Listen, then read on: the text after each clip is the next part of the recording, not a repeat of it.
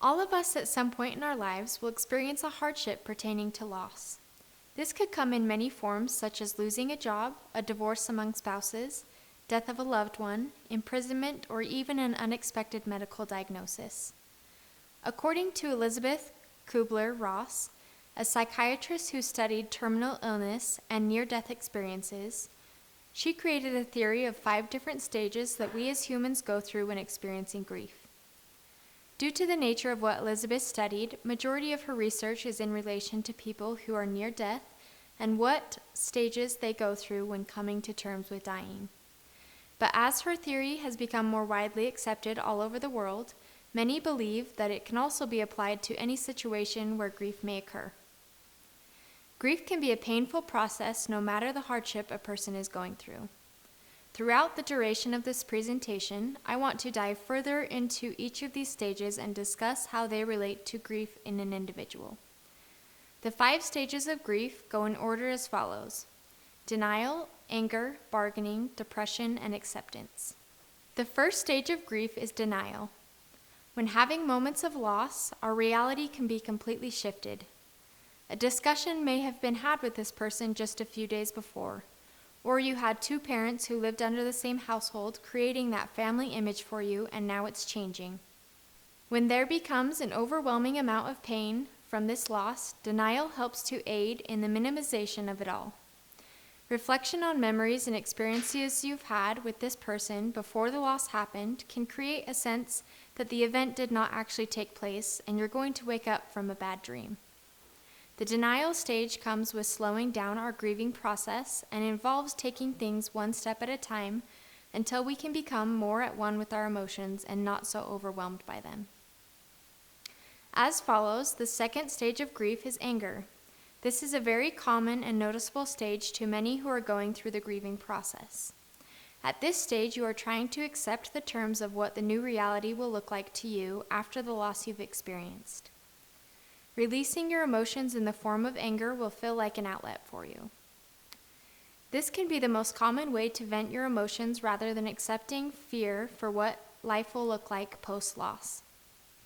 It is accepted and understood by those around you as a way to cope with emotions, though it can cause a feeling of isolation and it feels as though no one knows exactly how you're feeling and the loss can't be taken away from you. Those around us are also in contemplation of how to help us through our emotions, giving us comfort, reassurance, and connection. The third stage of grief is bargaining. At this point, most may feel hopeless and think that they would do anything to not have to accept the loss that they have or are going to experience. Most of the time, bargaining comes in the way of speaking to a higher power in hopes that something bigger than us can have an effect on the situation. Examples of bargaining may be, I promise I will live better if you let this person live. Or, if you can save this marriage, I promise I will be a happier and loving spouse. The mindset created in this stage can help in our perception to believe we have control on something that is out of control. One common reaction we have during this stage is that we think back on memories we have with this person and wish that if only things had turned out differently, we wouldn't be experiencing such a painful loss. Depression is the 4th stage to the grieving process and is one that allows the situation to sink into reality for us. The imagination of what could be calms down. Bargaining can feel as though it's no longer an option, and we are stuck to feel the loss that is ahead of us. Though the pain doesn't become any less, the emotional fog begins to leave our minds and everything sets in almost all at once. It is typical to withdraw from social interactions and want to be isolated on your own to feel all the emotions that are sinking in. We pull inward as the sadness grows on us and the reality of it all begins to settle in. The last stage of grief is acceptance. At this point in the grieving process, you have accepted the fact of what reality is now in relation to the loss. The bargaining, denial, and anger stages that come before are less likely to be manifested in behavior. There is no longer a struggle of making it something different or a resistance to the reality of our situation, though you are still experiencing sadness and regret of what you once had before this loss happened. As we looked further into the stages of grief, it is also important to note that most people experience grief differently than one another.